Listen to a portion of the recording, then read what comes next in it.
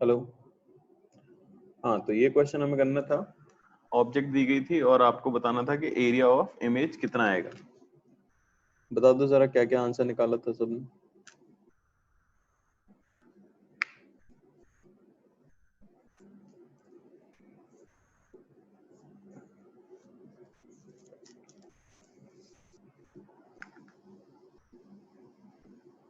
चलो, तो मोस्टली लोग 300 बोल रहे हैं, कुछ लोग 150 बोल रहे हैं और 800 भी आंसर बोला जा रहा है। देख लेते हैं। तो उसमें सबसे पहले तो हमें क्या करना होगा, आपको ए और डी की इमेज निकाल लेनी चाहिए, ठीक है ना। चलो, तो अगर मैं सबसे पहले देखूं तो डी के लिए अगर मैं लगाता हूं, डी के लिए पहले तो लाइट इस तरफ जाएगी तो ये डायरेक्शन पॉजिटिव रहेगी, ये डायरेक्शन नेगेटिव रहेगी। तो फोकल लेंथ तो नेगेटिव ही आने वाली है, -20 सेंटीमीटर। डी के लिए बात करें तो यू भी नेगेटिव हो जाएगा, -30 सेंटीमीटर। तो मैं लिख सकता हूँ 1/f कहना चाहिए 1/v प्लस 1/u। 1/v आपको मिल गया 1/30 माइनस 1/20, यानी कि ये आ गया आपका 60 और 2 -3 -1। v आपको मिला कितना, -60 सेंटीमीटर। यानी कि डी पॉइंट की जो इमेज बनी है वो रियल साइड पे बनी है, बस उसका डिस्टेंस कितना हो जाएगा, उसका डिस्टेंस हो जाएगा 60 सेंटीमीटर। यानी डी डैश ये पूरा 40 है, तो ये कितना है, 60 सेंटीमीटर है। ठीक है, अब मैं ए के लिए कर लेता हूँ। तो वैसे तो आप अगर देखो तो फोकल लेंथ 20 सेंटीमीटर है और ए जो है वो रेडियस ऑफ कर्वेचर पे रखा है। देखो 40 डिस्टेंस है कि नहीं है। तो रेडियस ऑफ कर्वेचर पे अगर कोई ऑब्जेक्ट हो तो इमेज भी वहीं बन जाती है। ठीक है, इसे जनरली स्टैंडर्ड रिजल्ट की तरह याद रख लेते हैं, पर अगर नहीं याद रहता है तो इस तरह से कर सकते हो। ए के लिए अगर आप करो तो सीधे से लिख सकते हो वही 1/f, ये होना चाहिए 1/v माइनस 1/u। तो u इसमें कितना है, 40। तो यहाँ से v भी आपको मिल जाएगा कितना, -40 सेंटीमीटर। यानी a तो वहीं पे इमेज बन रही होगी, यहीं पे बन जाएगी a डैश।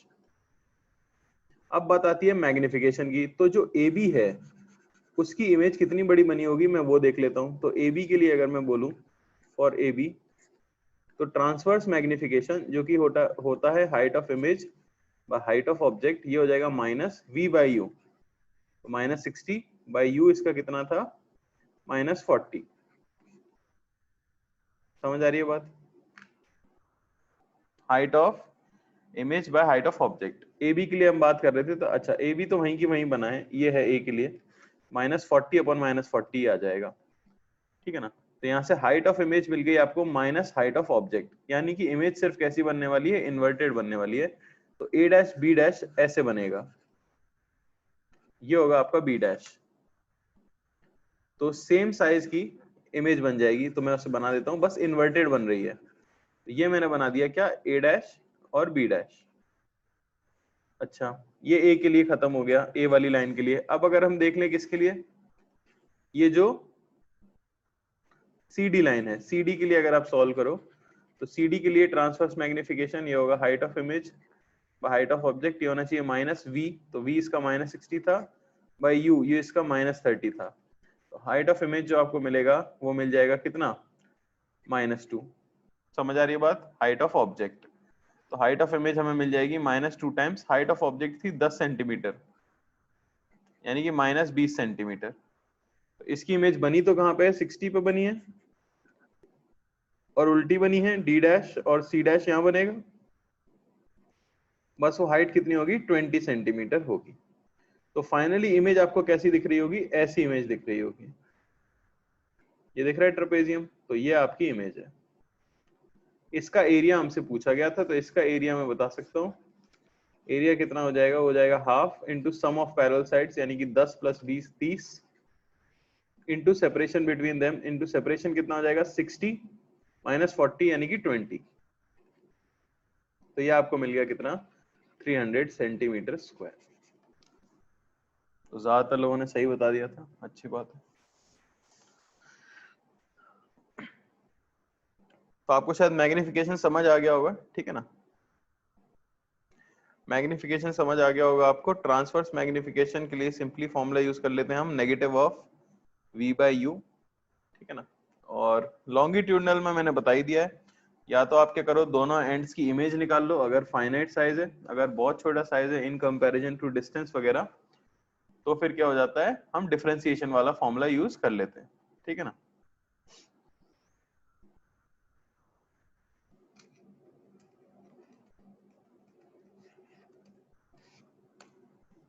आगे बढ़े क्या?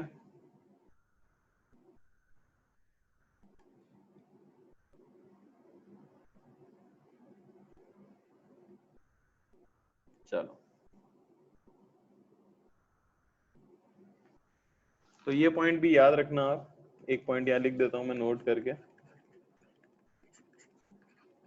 Object placed at centre of curvature, object placed at centre of curvature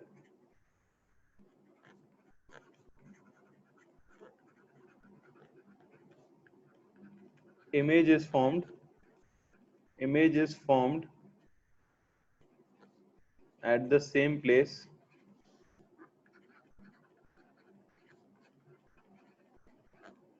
same size and inverted, ठीक है ना। ये सीधे सीधे वैलिड है, कैलकुलेशन करके आ जाता है, इसलिए डायरेक्टली याद रख लेते हैं। समझ आ रहा है?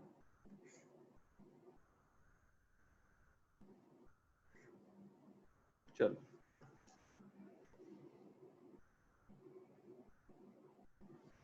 dv बाई du वाला फॉर्मूला बड़े के लिए नहीं वैलिड है बेटा, छोटे के लिए वैलिड है। गलती से आंसर आ रहा होगा आपका।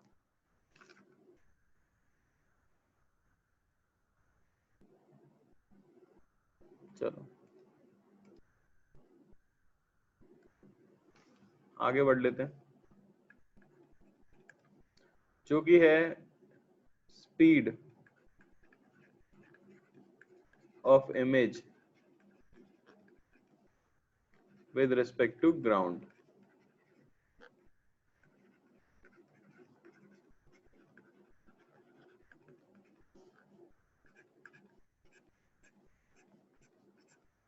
ये थोड़ा ध्यान से देखना, क्या है ना, फॉर्मूले बहुत हो जाएंगे तो रटने में हो सकता है मुश्किल हो, इसलिए अगर आपको पता होगा फॉर्मूले कैसे आए तो हेल्प होगी, ठीक है।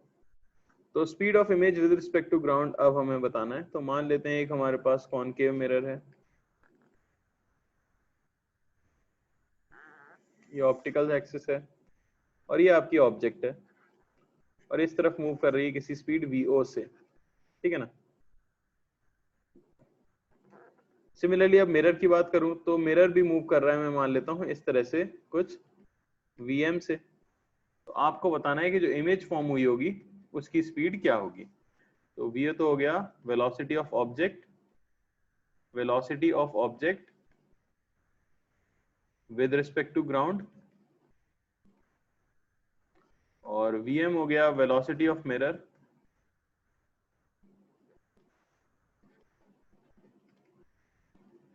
With respect to ground. अच्छा, प्लेन मिरर में तो हमने क्या कर लिया था, प्लेन मिरर में हमने देख लिया था कि ऑब्जेक्ट की जो वेलोसिटी मिरर के प्लेन से पैरेलल होती है वो तो सेम इमेज को मिल जाती है, और ऑब्जेक्ट की जो वेलोसिटी मिरर के प्लेन के परपेंडिकुलर होती है वो रिवर्स होके सीधे सीधे कहाँ आ जाती है, इमेज के पास आ जाती है, अगर मिरर स्टेशनरी है तो। अगर मिरर भी मूव करने लग जाए तो हमने बोल दिया था कि परपेंडिकुलर डायरेक्शन में प्लेन से velocity of image with respect to mirror वो हो जाता है negative of velocity of object with respect to mirror. तो वो चीज किस पे बेस्ड थी, वो चीज इसके ऊपर बेस्ड थी कि distance of object from the mirror must always be equal to distance of image from the mirror. लेकिन यहां हमने मिरर फॉर्मूले में देखा है कि ऐसा कोई जरूरी नहीं है कि ऑब्जेक्ट 30 पे हो पोल से तो इमेज में हमारी 30 पे बने, तो वो फॉर्मूला यहाँ पे तो वैलिड होने नहीं वाला है, ठीक है ना। तो यहाँ हमें स्पीड ऑफ इमेज बतानी है विद रिस्पेक्ट टू ग्राउंड, जिसमें मैंने पहला केस ले लिया है। पहला केस है आपका object moving along optical axis, along optical axis। आपकी ऑब्जेक्ट जो है वो ऑप्टिकल एक्सिस के अलोंग अगर मूव कर रही है तब ये केस है, ठीक है ना। दिख रहा है हमें ऑब्जेक्ट मूव कर रही है। तो यहाँ पे फॉर्मूला क्या यूज किया जाएगा, अच्छा ये हो गई आपकी ऑब्जेक्ट की डिस्टेंस जिसे हम यू से जनरली रिप्रेजेंट करते हैं। फोकल लेंथ में बता देता हूँ f है, और ये है आपकी इमेज की डिस्टेंस v। हमें क्या पता है मिरर्स फॉर्मूला 1/f, ये होता है 1/v प्लस 1/u। अच्छा, ये जो स्पीड है, ऑब्जेक्ट की जो स्पीड है वो क्या बदल सकती है, आप ये बता सकते हो? ऑब्जेक्ट की जो स्पीड है क्या वो u को चेंज करने के काम में आती है? u यानी कि distance of object from the pole को चेंज करने के काम में आती है, क्योंकि ये स्पीड अलोंग ऑप्टिकल एक्सिस है। आती है कि नहीं आती? सिमिलरली जो इमेज की स्पीड अलोंग ऑप्टिकल एक्सिस होगी वो v को चेंज करने के काम में आएगी। आएगी कि नहीं आएगी? बस, तो हम क्या करते हैं, इस पूरे फॉर्मूले को डिफरेंशिएट कर देते हैं विद रिस्पेक्ट टू टाइम। अच्छा, जो मैंने डिफरेंशिएट किया था किसके, कब?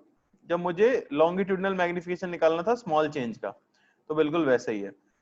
देखो, तो d by D t of 1 by focal length, ये होना चाहिए d by D t of 1 by v plus d by D t of 1 by u। Focal length हमेशा कांस्टेंट रहती है, तो डिफरेंशिएशन करने से क्या हो गया, 0। ये हो गया -1 by v square dv by D t, ये हो गया -1 by u square du by D t, और ये क्वांटिटी किसकी इक्वल हो जानी चाहिए, 0 की। रीअरेंज कर लो थोड़ा सा, आपको मिलेगा dv बाई डी टी, ये होना चाहिए -v square by u square into du by d t. dv by D t क्या लिखा है, rate of change of distance of image from pole. Similarly du by dt rate of change of distance of object from pole. तो formula जो मिला वो मिला velocity of image with respect to mirror is negative of m square, कौन सा magnification, transverse magnification, into velocity of object with respect to mirror. अरे समझ आया क्या? यानी velocity of image with respect to mirror is minus v square by u square. इस तरह से मैं ओपन करके लिख देता हूं ताकि कंफ्यूजन ना हो। Velocity of image minus velocity of mirror, ये होना चाहिए minus v square by u square, velocity of object minus velocity of mirror. अरे समझ आ रहा है? प्लेन मिरर में क्या हो जाता था, प्लेन मिरर में आपका v और u सेम रहता था, तो देखो यही फॉर्मूला आता था, पर वहां पे मैग्निफिकेशन हमेशा क्या होता था, 1 होता था। वो भी वेलोसिटी मिरर के परपेंडिकुलर होती थी, और इसको भी लगभग आप अज्यूम कर सकते हो कि मिरर के परपेंडिकुलर ही है वेलोसिटी। आप देख रहे हो ना, क्योंकि ऑप्टिकल एक्सिस हमेशा ही परपेंडिकुलर होती है हमारे मिरर से, जिस पॉइंट पे वो इंटरसेक्ट कर रही है कि नहीं? तो ये भी वेलोसिटी परपेंडिकुलर टू मिरर की तरह ही होती है, और इसका फॉर्मूला ही यूज कर लिया जाता है। तो याद रखना, अलोंग ऑप्टिकल एक्सिस के लिए velocity of image with respect to mirror ये हो जाएगा -v square by u square, velocity of object with respect to mirror. कोई डाउट किसी को, कैसे आया? कोई डाउट नहीं है? एक क्वेश्चन करेंगे इसके ऊपर, ध्यान से करना, फिर और आगे करेंगे, पर अभी बस एक।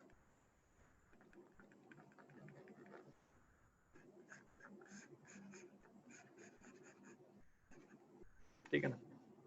ये आपका आई कैप है, ये जे कैप है, ठीक। ये हो गया पोल। ये आपकी ऑब्जेक्ट है जो अपीयर हो रही है यहाँ पे रखी हुई, वर्चुअल ऑब्जेक्ट है, और ये 20 सेंटीमीटर की दूरी पे है। इसकी रेडियस ऑफ कर्वेचर 40 सेंटीमीटर है, ठीक है ना? एक सेकेंड, ये मत करो,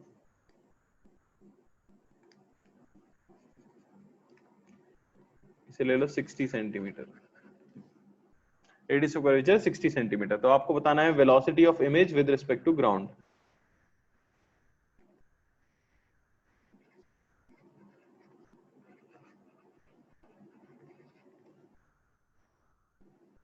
बताओ।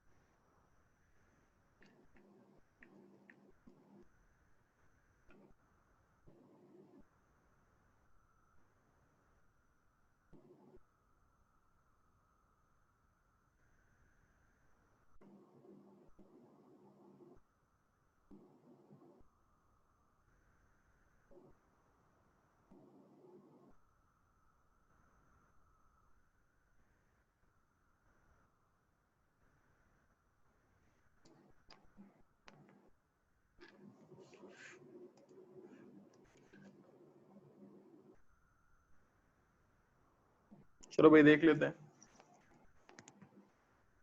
काफी अलग अलग आंसर्स आ रहे हैं। तो आसान था।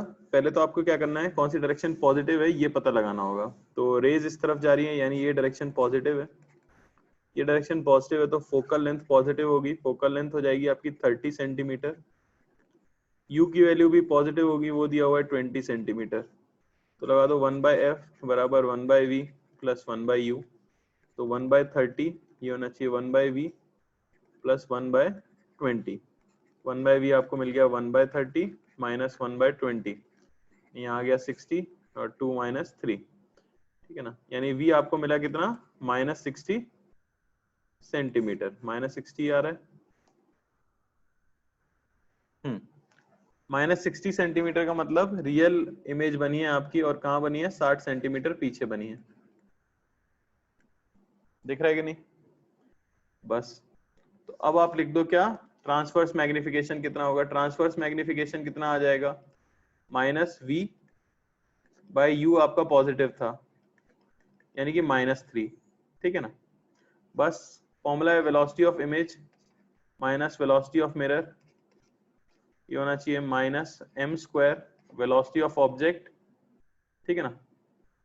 Velocity of object minus velocity of mirror, +3 आएगा मैग्निफिकेशन, हालांकि उससे यहाँ पे फर्क नहीं पड़ेगा, पर +3 आएगा। तो velocity of image minus velocity of mirror, देखो पॉजिटिव आई कैप में कितनी है, सॉरी मिरर की तो नेगेटिव आई कैप में है 10, तो -10 पुट करो यहाँ पे, -3 का square into velocity of object 10 है, माइनस -10।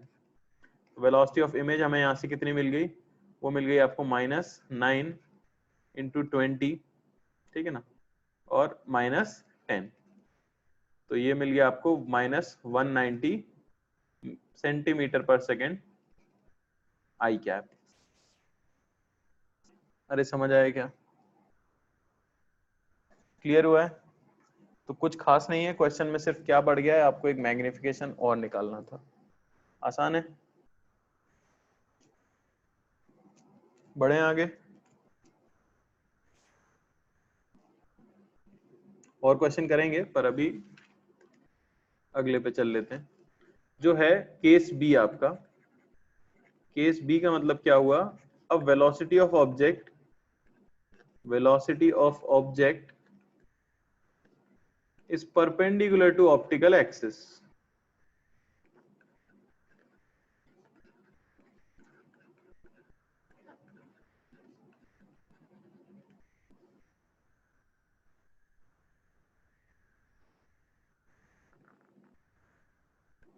यानी ये आपका मिरर है, ये आपकी ऑब्जेक्ट है, और इस बार ऑब्जेक्ट की वेलोसिटी जो है वो परपेंडिकुलर टू ऑप्टिकल एक्सिस है, ठीक है ना।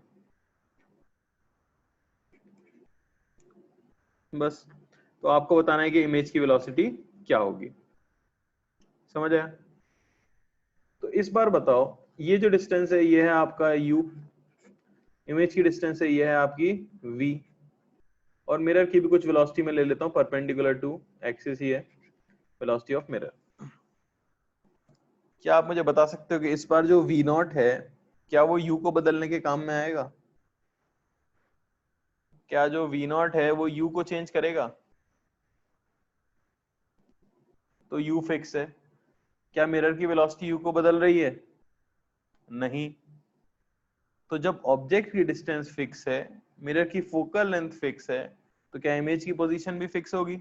हाँ, उसकी डिस्टेंस फिक्स होगी, मैं ये कह सकता हूँ पोजीशन फिक्स नहीं होगी, डिस्टेंस फिक्स होगी। जैसे जैसे ऑब्जेक्ट ऊपर जा रही होगी इमेज भी कहीं पे मूव करेगी, लेकिन वो भी परपेंडिकुलर टू एक्सिस ही मूव कर रही होगी, ठीक है ना। तो वेलोसिटी परपेंडिकुलर एक्सिस के लिए हम फॉर्मूला जो यूज कर लेते हैं वो ये है कि ट्रांसवर्स मैग्निफिकेशन, ये आपको क्या मिला है, ये मिला है आपको height of image, height of object, और ये होता है माइनस वी बाई यू। मैं फिर बता रहा हूँ, इसका डेरिवेशन इंपॉर्टेंट है, ठीक है ना, क्योंकि ये आपको हेल्प करेगा आगे क्वेश्चन करने में। तो ट्रांसवर्स मैग्निफिकेशन का फॉर्मूला आया है height of image by height of object minus v by u, यानी कि मैं कह सकता हूँ कि height of image into u plus height of object into v, ये क्या होना चाहिए, 0। क्रॉस मल्टीप्लाई किया है सिर्फ, इसी को सिर्फ मैं क्या कर दूंगा, डिफरेंशिएट कर दूंगा विद रिस्पेक्ट टू टाइम। अच्छा, u कांस्टेंट है, v भी कांस्टेंट है, डिफरेंशिएट करेंगे तो ये मिलेगा u dhi by D t plus v dho by D t, ये क्या हो जाना चाहिए, 0। तो देखो यहां से आपको क्या मिलता है, यहां से आपको मिलेगा dhi बाई डी टी, ये होना चाहिए minus v by u into dho by D t. समझ आई क्या बात? Rate of change of height of image with respect to time, और ये है rate of change of height of object with respect to time. क्या v naught वही velocity है जो कि पार्टिकल की हाइट को चेंज करेगी? हाइट बेसिकली क्या होती है, ऑप्टिकल एक्सिस से परपेंडिकुलर डिस्टेंस किसकी, ऑब्जेक्ट की। अरे समझ आ रहा है कि नहीं आ रहा है? तो ये बेसिकली स्पीड लिखी गई है किसमें, वाई डायरेक्शन में।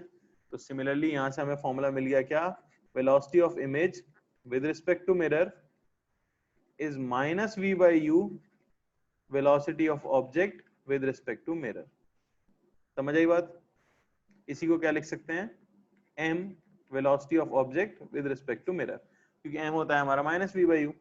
तो ओपन करके अगर मैं लिख दूं vi माइनस vm, ये हो जाना चाहिए minus v by u vo minus vm। तो अच्छे से फॉर्मूला याद रखना कि आपको क्या फाइंड करना है। पैरेलल टू ऑप्टिकल एक्सिस वाले में v स्क्वायर आया है, और परपेंडिकुलर टू एक्सिस वाले में सिर्फ माइनस v बाय यू आया है। तो एक में m स्क्वायर आता है, एक में सिर्फ क्या आता है, m आता है। अरे क्लियर हुआ क्या, क्लियर हुआ? सवाल करें इसके ऊपर, फॉर्मूला नोट कर लो सभी लोग क्वेश्चन करने के लिए। चलो, तो मैंने इस बार मैग्निफिकेशन को, ठीक है ना, क्लियर किया था। क्या क्लियर नहीं है बेटा, मैग्निफिकेशन क्लियर नहीं है, वो मैं पढ़ा चुका हूँ यार, ठीक है ना। अब मैं नहीं वापस बताऊंगा, माइनस v बाई यू पढ़ा चुके हैं, बाकी डिफरेंशिएशन है, कुछ खास बात नहीं थी।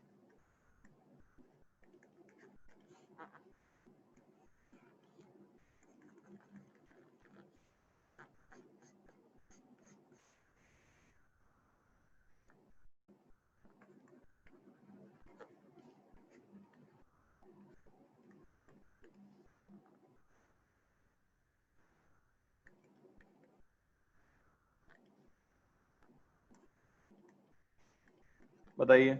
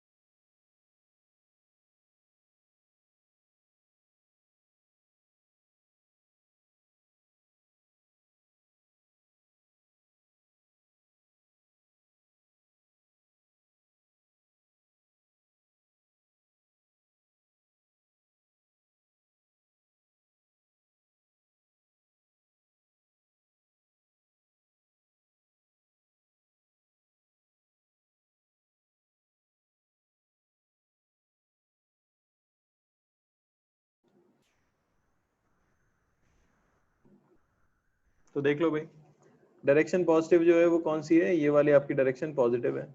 तो फोकल लेंथ नेगेटिव हो गई कितनी, -60 सेंटीमीटर। फिर आपका रेडियस, सॉरी, यू आपका नेगेटिव है कितना, -30 सेंटीमीटर। तो लगा देंगे यहाँ पे 1/f बराबर 1/v प्लस 1/u। तो -1/60 ये हो जाना चाहिए 1/v माइनस 1/30। 1/v आपको कितना मिल गया, ये मिल गया -1/60 प्लस 1/30, तो 60 यहाँ पे आ गया, यहाँ पे हो गया आपका -1 + 2, यानी v आपको मिल गया कितना 60 सेंटीमीटर। सही है कि नहीं? v आपको मिल गया कितना 60 सेंटीमीटर। तो ट्रांसवर्स मैग्निफिकेशन निकाल लेते हैं, -v/u, v आपका 60 है, u आपका -30 है, तो ये आपको मिल गया कितना 2। बस फॉर्मूले में रख दो, velocity of image minus velocity of mirror, negative J cap में है तो उसे -20 रख देता हूं मैं, ये हो जाना चाहिए हमारा v यानी मैग्निफिकेशन 2, ठीक है ना, into velocity of object, velocity of object भी नेगेटिव में है तो -10 माइनस मिरर की भी -20, वेलोसिटी ऑफ इमेज जो आपको मिल जाएगी वो मिल जाएगी 2 इंटू ये कितना हो गया, ये हो गया 10 और ये उधर गया तो -20 यानी कि 0। इमेज जो है वो आपकी कैसे है, रेस्ट पर है। अरे क्लियर हुआ क्या सभी को? फॉर्मूले हैं और कुछ नहीं है, आसान आसान चीजें हैं, समझ आया? आगे देखो,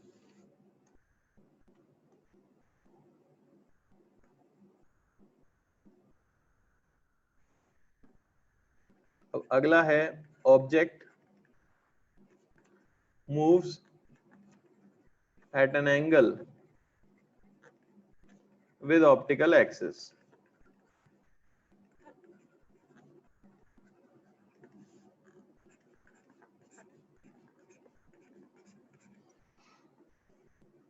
ठीक है ना, ऑब्जेक्ट मूव करती है ऑप्टिकल एक्सिस पे and object is on the optical axis, ये भी याद रखना है। यानी कि कैसी सिचुएशन है, ये आपका मिरर है,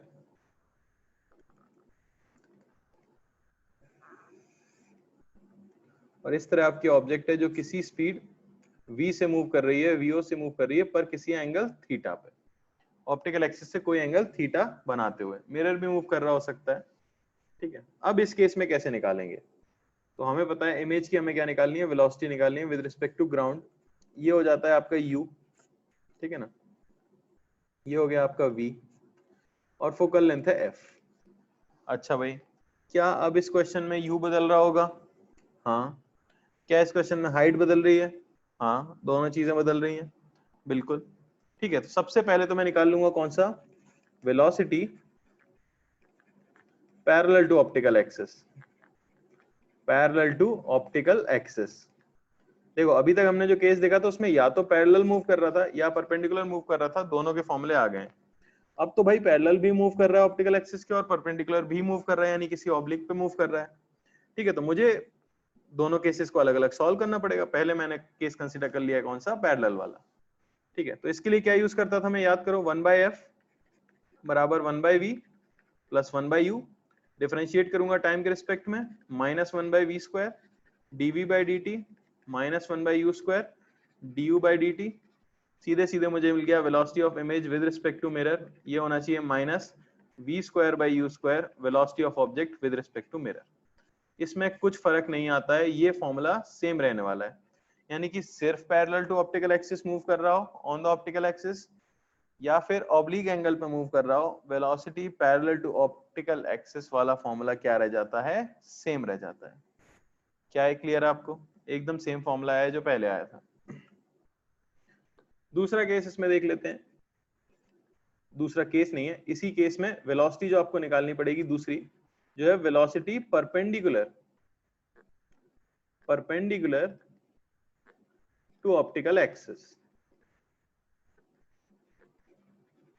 इसके लिए याद करो मैंने किसे डिफरेंशिएट किया था, आपको याद आएगा मैंने इसमें ट्रांसवर्स मैग्निफिकेशन को डिफरेंशिएट किया था।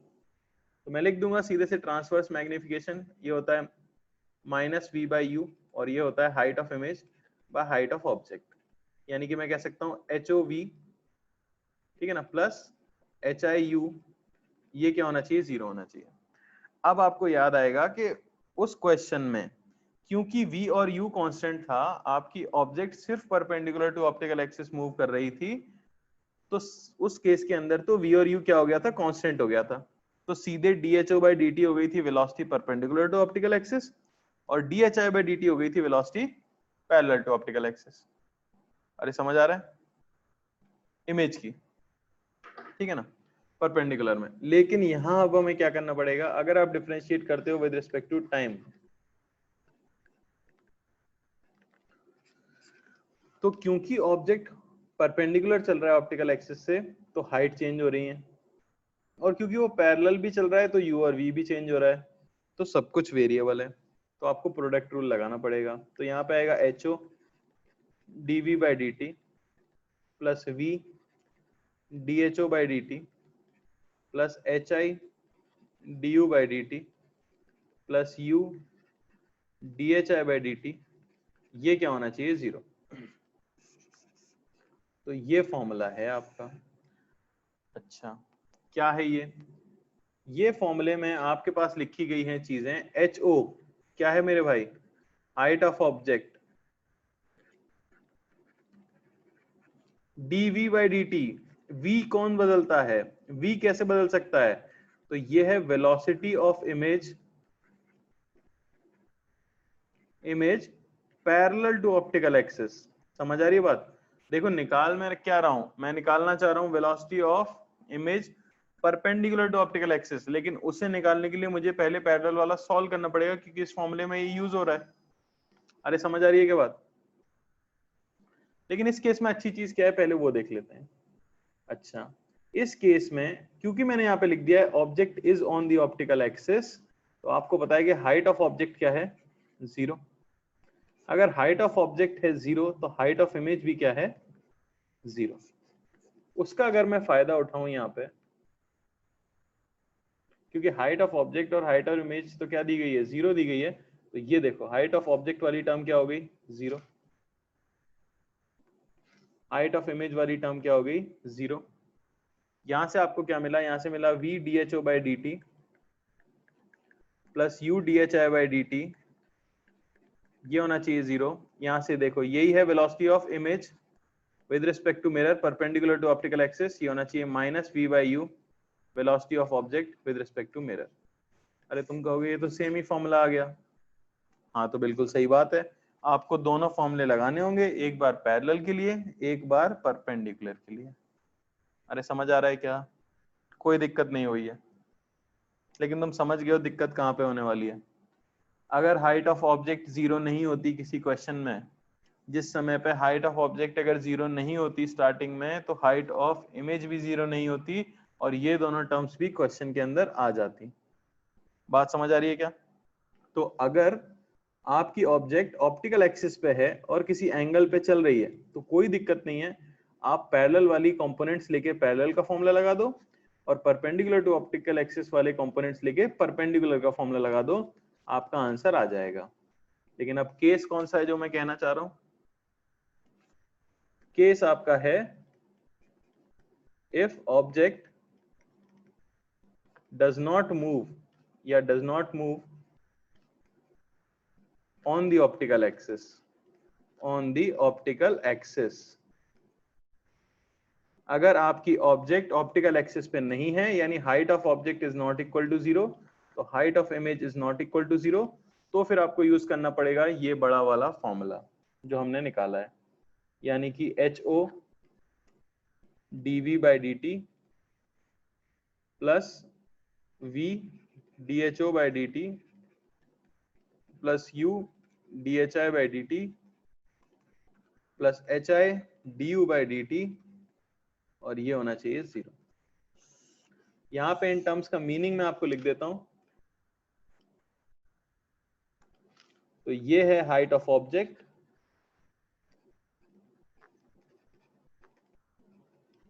dv by D t, v बदलने की रेट, यानी कि speed of image parallel to axis, ठीक है ना। D h o by D T, height बदलने की रेट ऑब्जेक्ट की, यानी कि स्पीड ऑफ ऑब्जेक्ट, हाइट किससे बदलती है, speed of object perpendicular to axis, तभी तो हाइट बदलेगी। D H I by D T, height of image या speed of image, basically speed of image perpendicular to axis, और D you by D T, U बदलने की rate, speed of object du by dt speed of object parallel to axis. तो इसमें perpendicular वाला formula तो same रहेगा, लेकिन sorry parallel वाला फॉर्मूला तो सेम रहेगा, पर परपेंडिकुलर के लिए आपको इतनी रामायण करनी पड़ेगी। अरे बात समझ आ रही है क्या? क्वेश्चन करें इसके ऊपर? चलो भाई,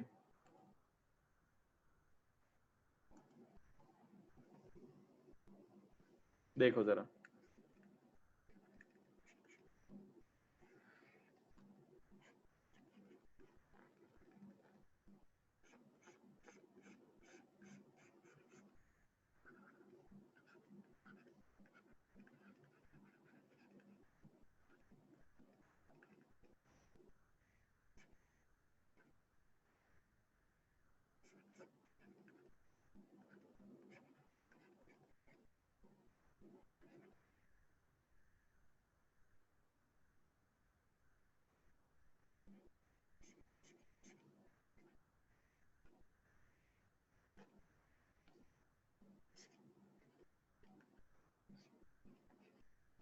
बताओ भाई, एक बार फॉर्मूला कॉपी कर लो चाहो तो। पैरेलल और परपेंडिकुलर का तो सेम है, लेकिन ऑब्जेक्ट अगर ऑप्टिकल एक्सिस पे नहीं होती तो फिर ये फॉर्मूला हो जाता।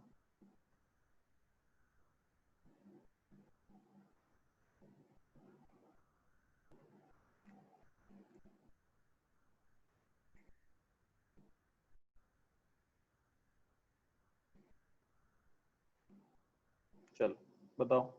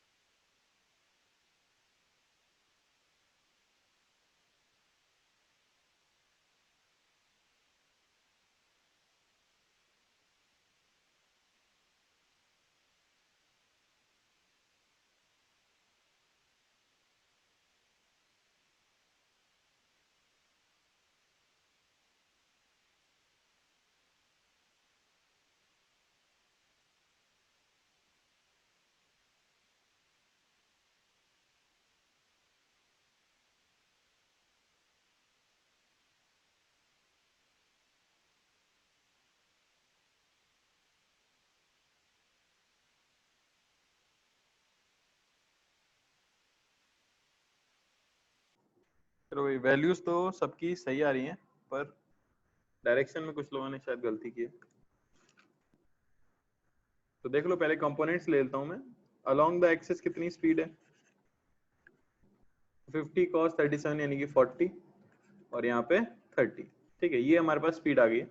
पहले मैं निकाल लेता हूँ वेलोसिटी पैरेलल टू एक्सिस। तो ऑब्वियसली मुझे v और u की जरूरत पड़ेगी इसके अंदर। कौन सी डायरेक्शन पॉजिटिव हो गई? ये डायरेक्शन हमारी पॉजिटिव है, तो फोकल लेंथ तो नेगेटिव हो गई -20, u भी हमारा नेगेटिव है -30। सीधे हम लगा देंगे यहाँ पे क्या, 1/f बराबर 1/v प्लस 1/u, -1/20 ये होना चाहिए 1/v माइनस 1/30। 1/v आपको मिल गया 1/30 माइनस 1/20। ठीक है ना, v आपको मिल गया कितना यहाँ से, -60 सेंटीमीटर। समझ आई क्या बात? v आ गया हमारे पास -60 सेंटीमीटर। अब सारी चीजें आसान है। पैरेलल के लिए फॉर्मूला था velocity of image minus velocity of mirror, ये हो जाता है हमारा -v²/u², velocity of object minus velocity of mirror. क्या हो जाएगा? तो velocity of image minus velocity of mirror, मैंने इस तरफ प्लस आई कैप लिया हुआ है, ठीक है, तो ये +10 ही दी हुई है स्पीड मिरर की। ठीक है ना, ये होना चाहिए -60/u आपका 30 है का square into velocity of object, वो भी आई कैप में है 40, माइनस वो भी आई कैप में है 10 मिरर की जो है। ये आ गया हमारे पास। यहाँ से वेलोसिटी ऑफ इमेज आपको मिल जाएगी कितनी, ये हो गया -4 इंटू 30 माइनस 10। ठीक है ना, तो ये आपको मिल रहा है कितना,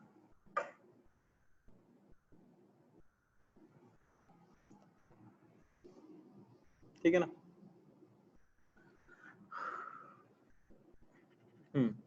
प्लस हो जाएगा इधर जाके, तो -110 सेंटीमीटर पर सेकेंड।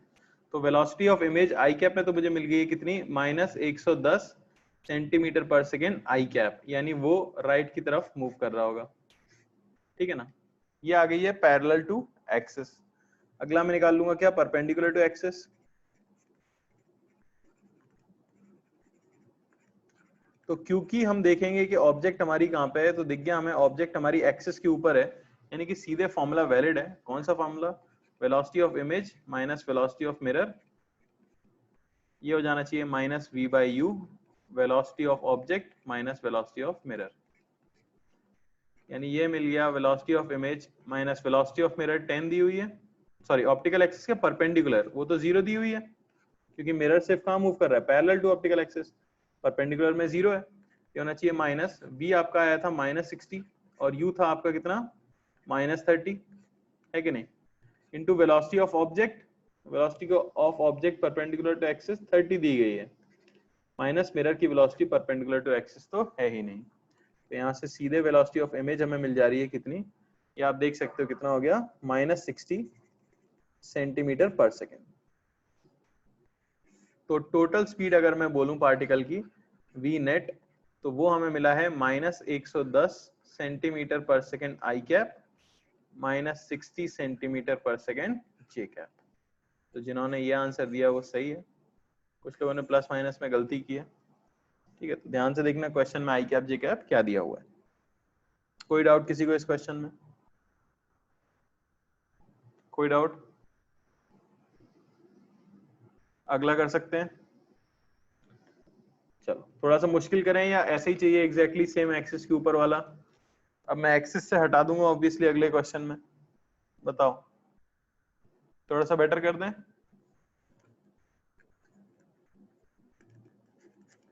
ये लो भाई,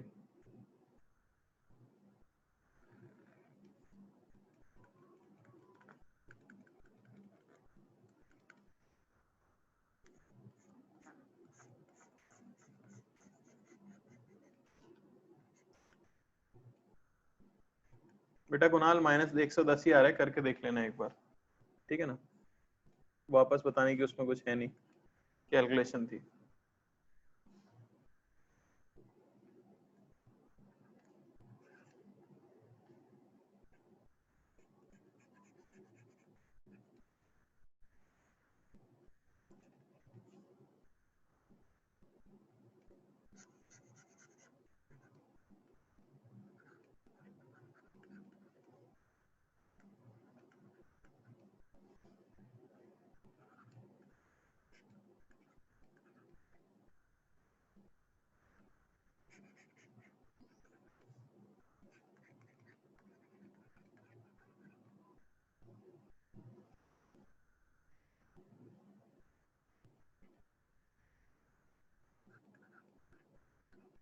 बताओ भाई। तो ऑब्जेक्ट जो है वो जिस लाइन के अलोंग मूव कर रहा है उस लाइन की डिस्टेंस, वो लाइन पैरेलल है ऑप्टिकल एक्सिस से और उसकी डिस्टेंस है 10 सेंटीमीटर। तो बताओ इमेज की वेलोसिटी क्या आएगी, ध्यान से करना।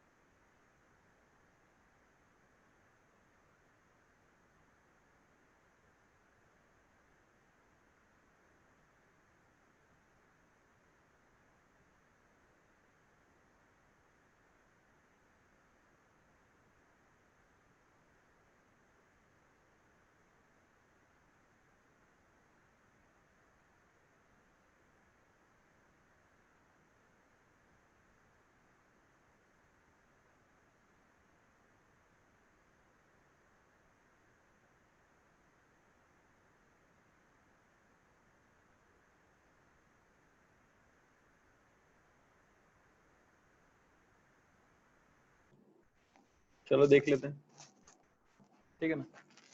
तो सबसे पहले तो मिरर की स्पीड के कंपोनेंट्स ले लेता हूँ मैं। यहाँ पे आ गया हमारे पास 6 और यहाँ पे हमारे पास आ गया कितना 8 सेंटीमीटर पर सेकेंड, ये आ गई स्पीड। तो सबसे पहले तो देखो क्या क्या दिया हुआ है हमें। पहले हम निकाल लेते हैं पैरेलल टू ऑप्टिकल एक्सिस वाली स्पीड। तो हाइट ऑफ ऑब्जेक्ट आपको दी गई है 10 सेंटीमीटर, ठीक है ना। पैरेलल वाले पे तो कुछ फर्क पड़ता ही नहीं है, पैरेलल टू ऑप्टिकल एक्सिस तो सेम फॉर्मूला यूज होता है। उसके लिए v और u निकालना पड़ेगा, तो 1/f बराबर 1/v प्लस 1/u। ये डायरेक्शन जो है वो हमारी पॉजिटिव है, तो फोकल लेंथ 30 पॉजिटिव हो गई, 1/v। u जो है वो नेगेटिव हो गया, तो v यहाँ से हमें मिल गया कितना 15 सेंटीमीटर, यानी इमेज जो है वो वर्चुअल बनी है और 15 सेंटीमीटर दूर बनी है, ठीक है। तो पैरेलल के लिए velocity of image minus velocity of mirror चाहिए हमें, तो वो कितनी है 6 है और प्लस आई कैप नहीं है, ये होना चाहिए माइनस v/u का होल स्क्वायर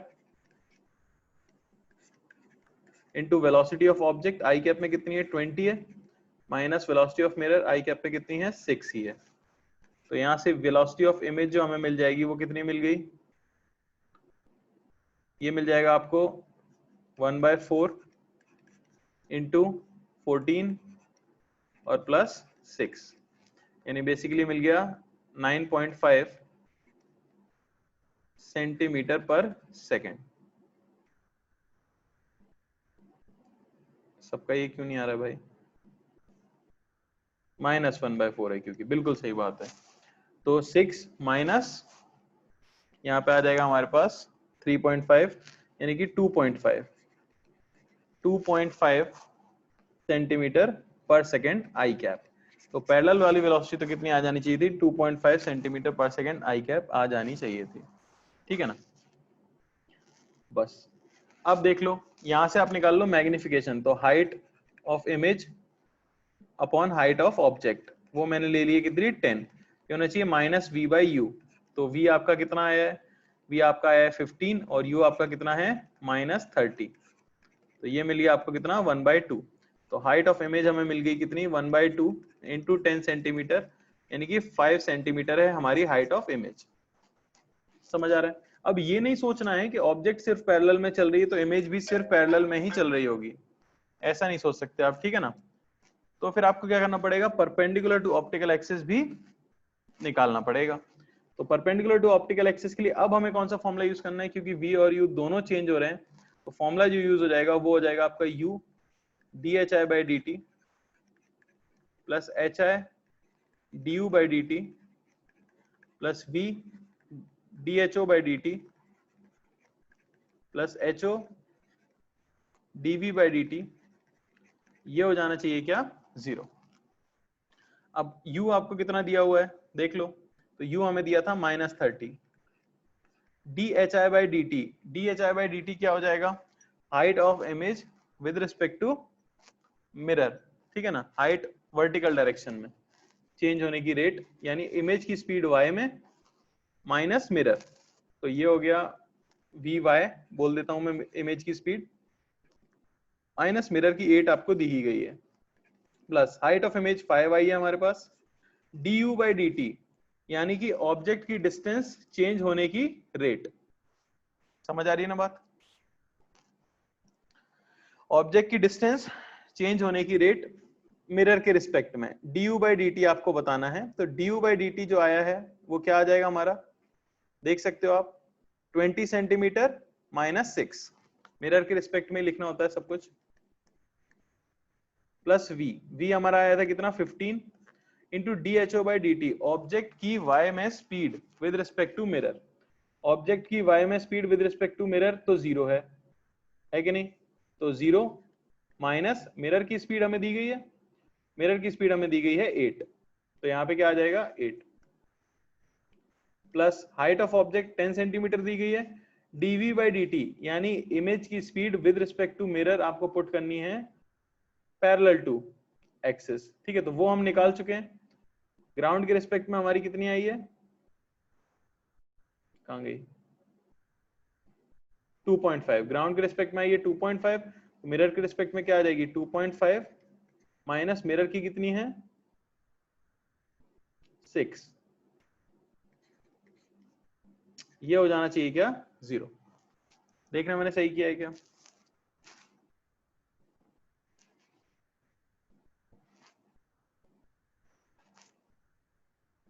सही किया है? बस इसी को सॉल्व करना है।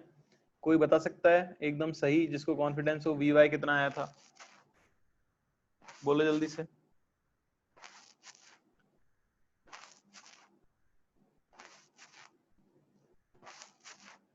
अरे बताओ, सॉल्व भी तो करना है इसे। 31/6 आ रहा है।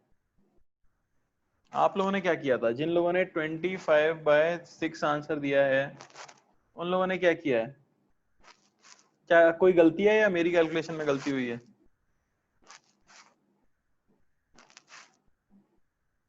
ट्वेंटी 25/6 क्योंकि बहुत लोगों ने आंसर दिया है। बताइए।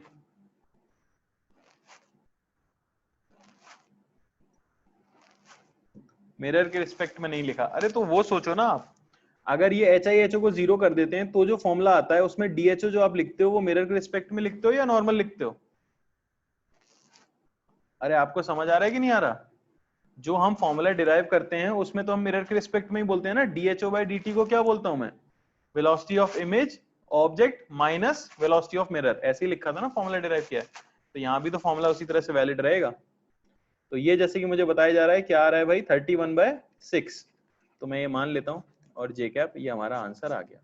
तो इमेज की वेलोसिटी है 2.5 सेंटीमीटर पर second I cap plus 31/6 J cap. तो याद रखना क्वेश्चन डिसीविंग क्यों था? क्योंकि ऑब्जेक्ट सिर्फ आई कैप में चल रही है पर इमेज आई कैप और जे कैप दोनों में चल रही है। ऐसा प्लेन मिरर में कभी नहीं होता है ना, लेकिन यहाँ पे होता है। अरे क्लियर है क्या? एक और करना चाहोगे? एक और?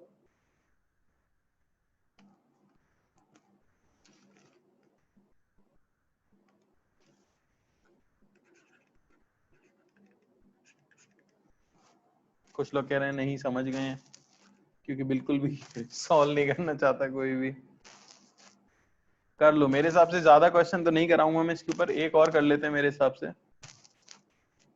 क्या बोलते हो? या बिल्कुल नहीं? मिरर को नहीं चलाएंगे और क्या करें, थोड़ा आपके लिए जीवन आसान करना है तो।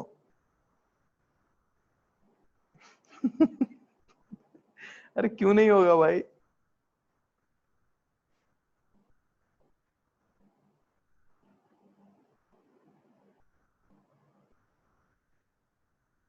चलो होमवर्क दे देता हूँ, ऐसा कर लेता हूँ, ठीक है ना। ऑब्जेक्ट रेस्ट पे नहीं रखेंगे, मतलब मिरर नहीं चलाएंगे ये बोला था मैंने। ऑब्जेक्ट रेस्ट पे रख के क्या पूछेगा कोई? चलिए, तो होमवर्क है क्योंकि अब किसी की श्रद्धा बची नहीं है, तो मैं जितना कचरा दे सकता हूँ मैं सब दे देता हूँ। इस बार मैं ऑब्जेक्ट को भी टेढ़ा चला देता हूँ। 50 सेंटीमीटर पर सेकेंड, 37 डिग्री, 10 सेंटीमीटर, बताते जाना कुछ छूट ना जाए, 30 centimetre, focal length 20 centimetre.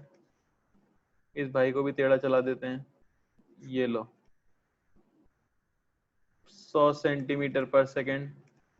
Tilting अभी नहीं आएगा बेटा अपना। 53 डिग्री, ये अपना आई कैप और ये अपना जे कैप।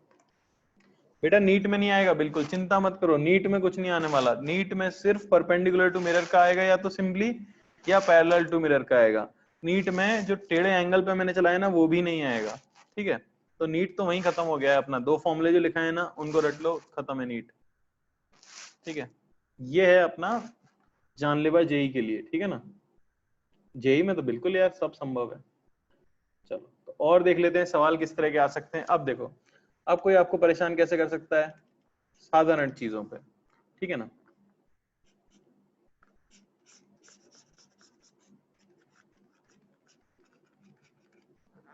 तो ये एक मिरर है एम मास का, सॉरी एक ऑब्जेक्ट है एम मास की, उस पे एक कॉन्वेक्स मिरर रखा गया है, ठीक है ना।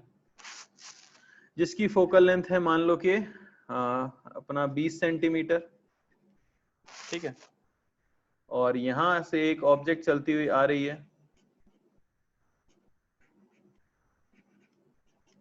ठीक है ना।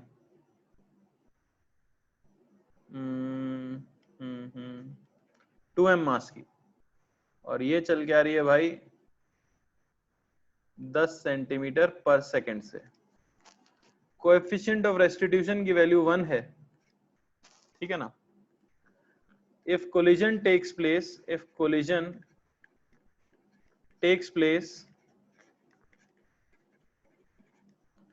at t is equal to 0, if collision takes place at t is equal to 0, find speed of image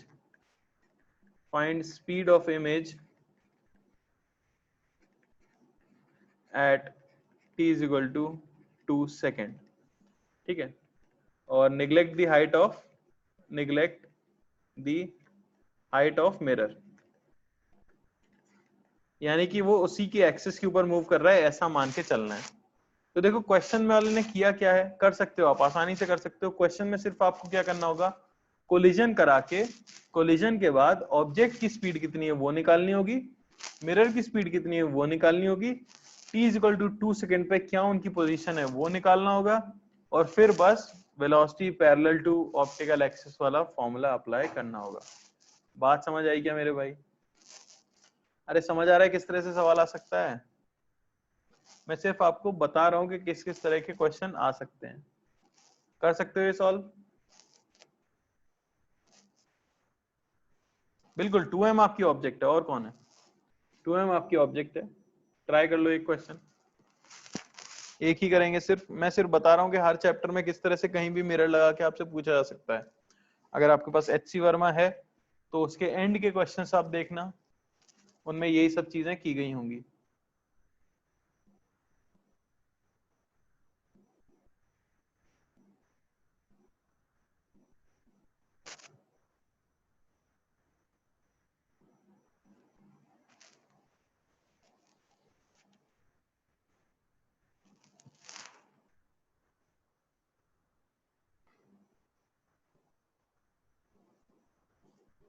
बिल्कुल भाई, जेई में इस तरह के सवाल आते ही हैं, मिक्स करना कॉन्सेप्ट्स को उन्हें पसंद ही है।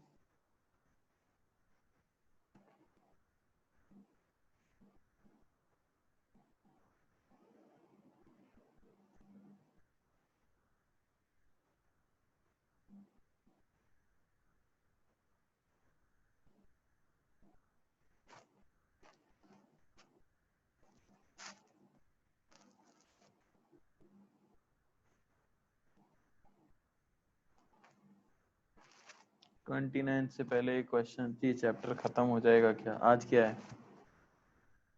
कितनी क्लास बाकी है 29 में, ये बता दो बस।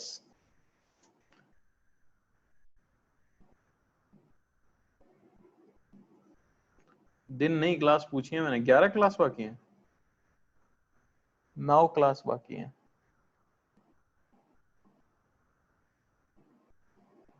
कितनी क्लास बाकी है?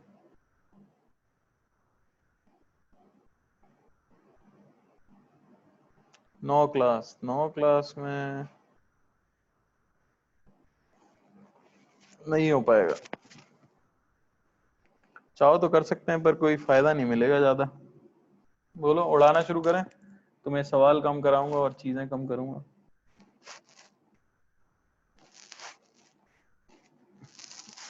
आराम से पढ़ना है तो फिर तो समय लेगा भाई। ये कोशिश तो करूंगा मैं जितना ज्यादा हो सके उतना हो जाए।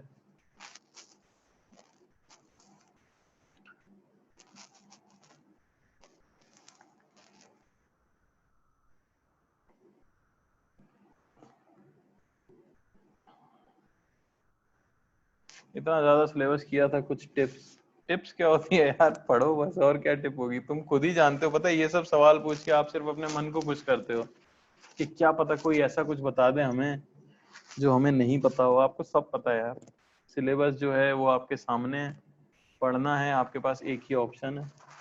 कोई ट्रिक वगैरह नहीं है, कोई टिप्स नहीं है। कोई फालतू का बिठा के आपको आधे घंटे ज्ञान दे देगा, उससे कुछ नहीं होता यार। सेल्फ मोटिवेशन आदमी के अंदर होगा तो ही आपसे जेई क्लियर होनी है। मेरे आपको मोटिवेट कर देने से वो मोटिवेशन 1 दिन रह सकता है, 2 दिन रह सकता है, 2 साल नहीं रह सकता। इतना तगड़ा मोटिवेटर तो पैदा नहीं हुआ दुनिया में कोई। खुद को मोटिवेट करो यार, तो ही हो पाएगा काम।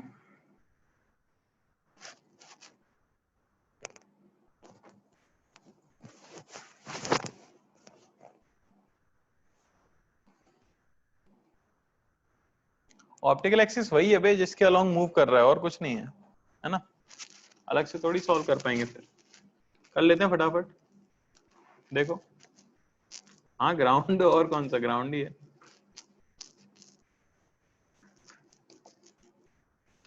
कल थोड़ा सिंपल चीजें होंगी, आज कैलकुलेशन बहुत ज्यादा होती है इन क्वेश्चंस में, ठीक है, टाइम लग जाता है थोड़ा स्पीड वाले में।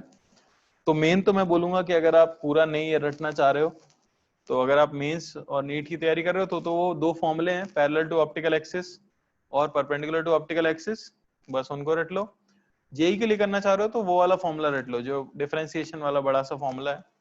उसमें भी याद करने का सिंपल सा तरीका है, ट्रिक है कि हाइट ऑफ इमेज के साथ v रिलेटेड होता है, पर जन इस फॉर्मूले में u आता है, तो u into D H I by D T, H I into D you by D T उल्टा हो जाता है, ठीक है ना? समझ रहे हो? बस बाकी कल हम करेंगे मल्टीपल रिफ्लेक्शन, 2 मिरर पर रिफ्लेक्शन होगा तो इमेज कितनी बनेगी, कहाँ बनेगी, और ऑप्टिकल एक्सिस अगर दोनों मिरर्स के अलग अलग है तो फिर कहाँ बनेगी, ये सब करेंगे। कोई आंसर देगा इसका?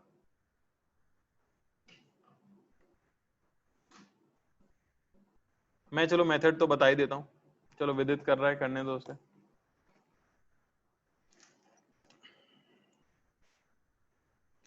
प्रांजल बेटा सवाल सॉल्व करने पे ध्यान दो। परमानंद जी ने आंसर दे दिया है 95/6, अभिनवा ने 2.5 दिया है, काफी अंतर है दोनों के आंसर में।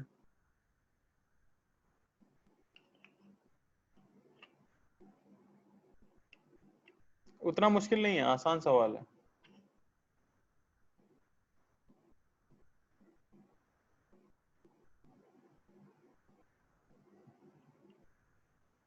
विदित का वही आया है जो परमानंद जी का आया है, बढ़िया।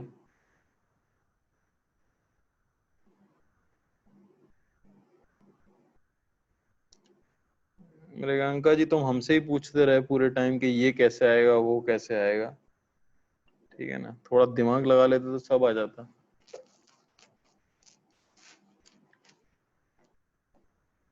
चलो भाई, तो कोलिजन के पहले की स्थिति हमें दी गई है, कोलिजन के बाद मैं मान लेता हूँ कि 2m जो है वो मूव कर रहा होगा v1 से, और m जो है वो मूव कर रहा होगा v2 से। तो पहली चीज तो e बराबर 1 है, जो कि वेलोसिटी ऑफ सेपरेशन यानी v2 minus v1 bye approach 10 होती है। तो एक इक्वेशन आ गई, v2 माइनस v1 ये होना चाहिए 10। अगली चीज क्या करते थे हम? तो अगली चीज आप कर सकते हो मोमेंटम कंजर्वेशन। तो p इनिशियल ये होना चाहिए p फाइनल, ये तो हर कोलिजन में किया जा सकता है। इनिशियल मोमेंटम हो गया 2m इंटू 10, ये होना चाहिए फाइनली हो गया 2m into v1 plus m into v2। तो यहाँ से इक्वेशन मिली हमें क्या, v2 प्लस 2v1, ये हो जाना चाहिए क्या 20। एक इक्वेशन यहाँ पे थी v2 माइनस v1, ये हो जाना चाहिए क्या 10। दोनों को सब्ट्रैक्ट कर दो तो 3v1, ये आपको मिल गया कितना 10। तो v1 की वैल्यू आ गई आपके पास 10/3, और v2 की वैल्यू आपके पास कितनी आ गई 40/3। अरे समझ आया ना? दोनों की स्पीड हमारे पास आ चुकी है, यानी कि v2 किसकी थी, v2 आपकी m की थी, तो इसकी स्पीड इधर आ गई है 40/3, और v1 यानी कि आपकी जो ऑब्जेक्ट है उसकी स्पीड इधर आ गई है कितनी 10/3। अरे समझ आ रहा है? तो t इक्वल टू 0 पर तो इनका कोलिजन हुआ है। तो अब इनके बीच में सेपरेशन कितना आ गया होगा मुझे ये पता करना था 2 सेकंड में, तो उसके लिए रिलेटिव स्पीड देख लेता हूं मैं, है ना? तो सेपरेशन जो आ गया होगा, जिसे मैं x बोल सकता हूँ t इक्वल टू 2 पे, तो x की वैल्यू होगी, रिलेटिव स्पीड क्या होगी, देखो ऑब्जेक्ट को रोक दो, ऑपोजिट में जोड़ दो, तो हो गया 40/3 माइनस 10/3 इंटू 2, तो वो आपको मिल गया कितना 30/3 यानी कि 10 यानी कि 20 सेंटीमीटर। तो इनका सेपरेशन कितना है 20 सेंटीमीटर। तो यहां से अब ऑप्टिक्स का क्वेश्चन स्टार्ट हुआ है कि आपका एक मिरर है, यहाँ आपकी ऑब्जेक्ट है, ये दूरी आपकी 20 सेंटीमीटर है, फोकल लेंथ इसकी दी गई है हमें कितनी, कहाँ है भाई, 20 सेंटीमीटर। ये मूव कर रहा है आगे की तरफ 40/3 से, और ये मूव कर रहा है आगे 10/3 से। इमेज की लोकेशन निकाल लेता हूं सिर्फ मैं, 1/f ये होना चाहिए 1/v माइनस 1/20, तो v की वैल्यू मुझे मिल गई 10 सेंटीमीटर। अब बस फॉर्मूला लगाना है, यानी velocity of image minus velocity of mirror, ये होना चाहिए negative of v by u का whole square into velocity of object minus velocity of mirror. तो यहां से हमें वेलोसिटी ऑफ इमेज मिल जाएगी कितनी, ये हो गया 1/2 माइनस 1/4 इंटू -10, ठीक है ना, प्लस 40/3। तो ये कितना मिल गया, ये नीचे आ गया 12, 30 प्लस 60, यानी 190/12। तो वेलोसिटी इमेज आपको मिली है 95/6 सेंटीमीटर पर सेकंड। मुझे बहुत अच्छा लगा देख के कि किसी ना किसी का तो आंसर आया। तो आप समझ रहे हो, यानी अगर आपने कॉन्सेप्चुअली पढ़ाई की है बचपन से तो सवाल में कुछ खास नहीं था, और ऐसे ही क्वेश्चन एडवांस में आते हैं, तुम्हें पता है 2-3 चीजें जोड़ देते हैं और एडवांस में डाल देते हैं, है कि नहीं। तो थोड़ा सा और डेटा अच्छा सेट करना होता है किसी को, तो वो ई की वैल्यू कुछ और दे सकता था ताकि इक्वेशन थोड़ा सा और टाइम ले सॉल्व करने में, है ना। क्लियर है, चलो भाई, तो आज यहीं तक रखेंगे। फ्रिक्शन के साथ नहीं देगा यार, जान भी नहीं लेनी है, सवाल ही सॉल्व करवाना है बस, ठीक है। आज यहीं तक रखते हैं, कल यहीं से कंटिन्यू करेंगे, ठीक है। चलो, धन्यवाद।